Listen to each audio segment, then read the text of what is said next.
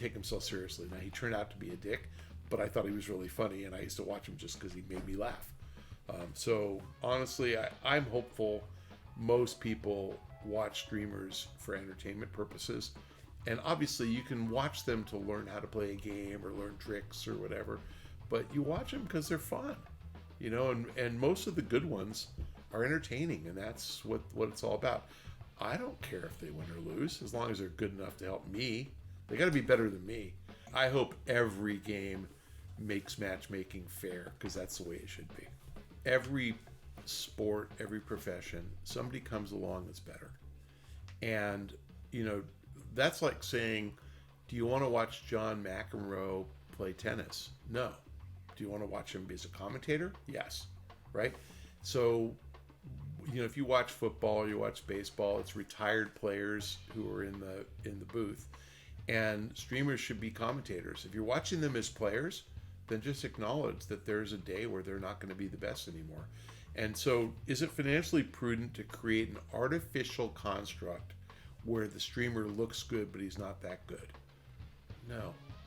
That, to me, that's like lowering the basketball hoop to 8 feet for the announcer to make him look good because he can't jump as high now that he's 45 or 50. No. Like, if they're not the top streamer anymore because they're not as good, watch a different one. If you're watching them because they're great players, just acknowledge they're not going to be the best player. And, I forgot the rate of decline. I think for men, I can't remember this, but I think it's like your response time peaks at like 21. It is some age like that. It's under 25. And then it goes down by some ridiculous amount, like 1% a year, every year after age 21. Now, those of you who are watching who are in your 40s, you know exactly what I'm talking about. You're just not as good as you used to be. You think you are, but you're not, and you feel it. And so, I remember talking to some esports team, and they were telling me they had one or two players that were like in their 30s, but they were more like the tank in Overwatch or whatever. They were like more the strategy player and not the, Hanzo or whatever. That they weren't the fast twitch guy. And so you can play like Apex as a healer or something, sure, because there's some strategy to it, and that is fun. And when you get to be my age, that's all you got. Like StarCraft, League of Legends, I can't play those things. I suck. And again, it's not that I don't get the game and I don't know what to do. I don't do it fast enough, period. And so as you age, you find something else to do. Streamers, same thing. But the ones who have long lives are the ones who are entertaining. And, think about this like as actors. I mean, who's an old actor? Harrison Ford. Like, you can keep making money and keep making movies even though you're no longer the dashing young athletic leading man. The exceptions are like the Tom Cruise, who does his own stunts, and he's pushing 60. He might be 60. I will say the guy is probably the most physically fit 60-year-old on the planet. Thanks for joining us on Pachter Factor. Happy holidays. I mean this sincerely. If you celebrate, have a really great Christmas. If you don't celebrate that one, then let's try Hanukkah. It's fun. Don't celebrate that one, Kwanzaa, and my all-time favorite Festivus. So just have a fun holiday, a restful year end, a wonderful 2023. 2022 is not the worst year in living memory. It was actually better than I expected. I think that 2017 was really bad, and then it kept getting worse, and then the pandemic came. I thought 22 was actually okay. The world got a little better. It feels better. Let's just be nice to one another in the new year. So happy New Year. Have a happy holiday. I will see you next time.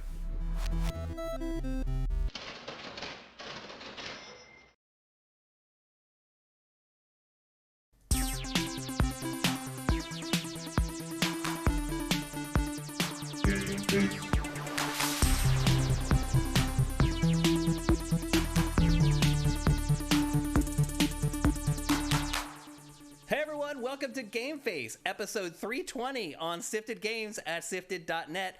I'm Shane Satterfield, and I am still alive. After my trip to Greece and a bout with COVID,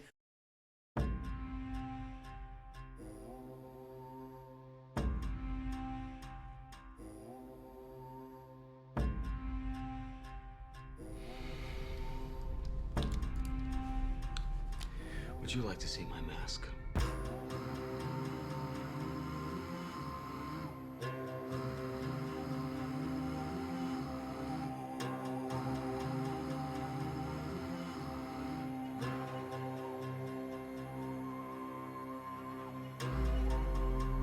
Why so serious?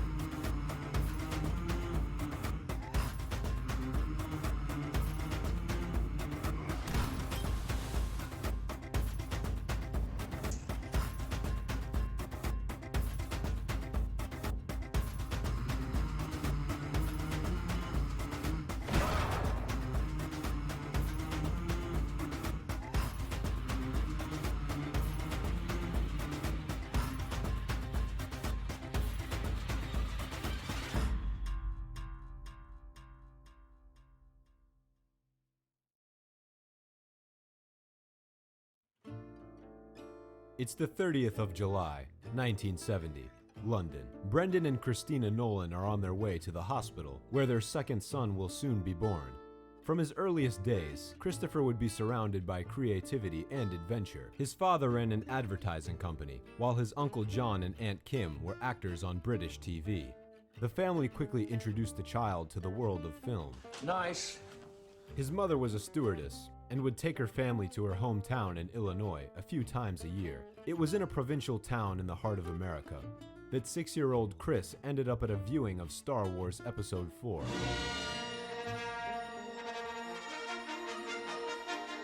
The magic which he witnessed unfolding on the big screen enchanted him and caused him to fall in love with cinema for good.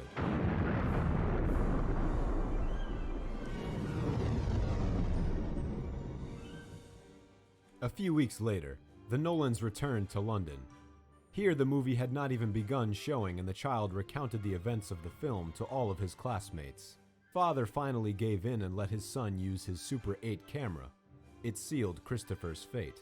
His 2-year-old brother, Jonathan, became his set designer and helped him to build sets made of toilet paper rolls and egg cartons. Their uncle on their mother's side worked for NASA and provided the 7-year-old director with footage from the Apollo mission.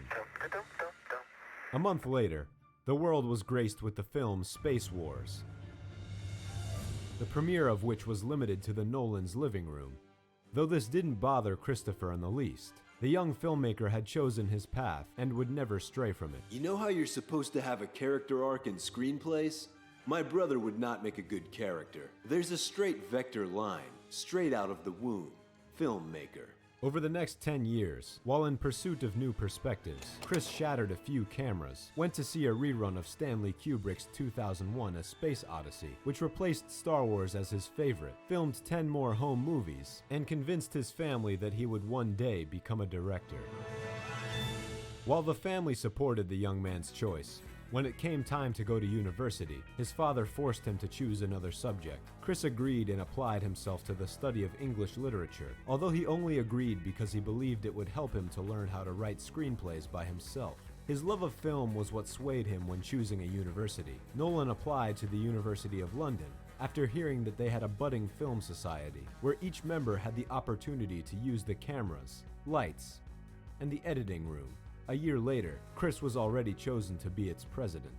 It was there that Chris met fellow film fan Emma Thomas. They immediately fell in love and have been inseparable ever since. In '97, they were married. They have 4 children, and Emma has produced every movie that Nolan has made. But that was all to come in the future. Meanwhile, in their present time, the young family paid the bills by hosting screenings at the university, and every extra penny went towards shooting their projects. A few stories even made it to their local film festivals, but they were never shown to a wider audience. In '92, Christopher, joined by 5 other students, traveled to the Republic of Malawi to do charity work, where they documented their trip on film. It was on this trip that Chris made an appearance on the other side of the camera for the first time. When he finished university, he got a job as a script analyst, operator, and director of corporate films. Hello and welcome. Today we'll explore the meaning of five-star service and how we can provide it to every guest, every time. This job allowed him to save up for the creation of the short, Doodlebug. The phantasmagoric story about a bug, who is actually an identical miniature of the hunter being hunted, cost Chris £200 to make. Creating this short made Chris realize that if an 8-minute film cost £200, then an 80-minute film could be made for £2,000. And so, the idea to create Following was born. The following is my explanation. Well, more of an account of what happened. Since the plot of the noir thriller was directly connected to the budget, Chris wrote a script that did not presume to include any expenses. Lighting was too expensive, so in order to give the movie a little style, they filmed in black and white. The only thing they spent money on was film reel, which also was not cheap. Nolan's answer to this dilemma was to take the theatrical approach and to rehearse for 6 months before filming anything. So what's a nice girl like you doing in a place like doing this? with a bald old cunt like that? It's a long story, and I'll keep your voice down because he does own this place. He's trying to get your attention. Chris didn't want to risk wasting precious takes, so besides being the screenwriter and director, he was also the cameraman. The main character was played by Jeremy Theobald, who was working with Chris for the 3rd time. I'm writing about burglaries about a friend of mine who breaks into people's houses. While the supporting characters were played by friends and acquaintances, John Nolan also agreed to help his nephew. We also found a hammer with 2 types of blood on it. And even Emma Thomas made her one and only appearance in the movie. It took 1 year to film. Since Nolan wasn't playing his team, they worked regular jobs 5 days a week. Every Sunday, they would dedicate several hours to shooting and end up with 10 to 15 minutes of material. I've been having quite a lot of days like that. This is where the rehearsals really paid off, because over half of the material was utilized in the final product. On average, 15 minutes of material is used to create 1 minute of finalized film. The budget was $6,000. The main reason Chris was able to fit into this sum was because he used his parents' house as the main filming location. Not to mention, the actors brought a sack lunch with them, used their own belongings as props, and paid their own taxis to and from set. The script for Following was inspired by the robbing of Nolan's own apartment. One day, the director returned home to find his living room turned inside out. After calling the police, he started to imagine who the robbers thought he was as they rifled through his things. He's got taste. He's to his own, but he's a sad fucker with no social, man. This idea turned into a brain teaser. The non-linear storyline jumps in time more than 30 times, while the beginning, middle, and end happen simultaneously. The structure of the editing baffles the viewer, but each scene sheds more and more light on the previous events. There are also several minor details that pay homage to the tastes of the creator. Things like posters of The Shining, Reservoir Dogs, Casablanca, Sunset Boulevard, and the stolen soundtrack from Trainspotting. Then, there is the Batman sticker, and the name of one of the main characters. My name's Cole. Which is a prophecy of sorts from the director. Not exactly. The film was shown at a few independent film festivals in Great Britain, but not a single studio picked it up for distribution. We're unlucky. Don't worry about it, it won't happen again. Chris declared the film community of the Foggy Albion a closed club for snobs, and decided to take his pictures to Rotterdam for the film festival. My film is called Following, and I wrote and directed it. Within a month, they showed Following at the Slamdance Film Festival, where Next Wave Films immediately offered to buy the rights. Of course, there were no lavish premieres, just limited screenings in New York and 100-odd cinemas in Europe. Nevertheless, Following made over $300,000. Money, bundles of fucking money. Meanwhile, the year before, in the summer of '97, Emma was offered a job in Los Angeles. Chris happened to be on vacation at his parents' place in Chicago and decided to go visit her, taking his brother Jonathan on a road trip across America. As they drove cross-country, the brothers hatched new ideas. Jonathan had been studying psychiatry at university and had gotten into enterograde amnesia. This illness was discovered in the 50s, when in order to treat epilepsy, part of the limbic system was removed, creating this side effect. The damaged hippocampus couldn't generate new memories. Can't work, can't do shit. The medical bills pile up, his wife calls the insurance company, and I get sent in. The effects of this condition on a person in extreme situations tantalized the imagination. Upon their arrival, Chris convinced Jonathan to write a story based on this idea. I would describe Memento as a psychological thriller centered around the idea of a man with no short-term memory. While Joe was gathering his thoughts, Emma and Chris registered their company under the name Syncope Incorporated, one of the first steps towards their dream of creating film, and which in the future would play a role in every film Nolan made. So, Emma started her new job, and Christopher helped his University Film Society colleagues edit documentaries. His name even made it into the credits of Genghis Blues, which was nominated for an Oscar.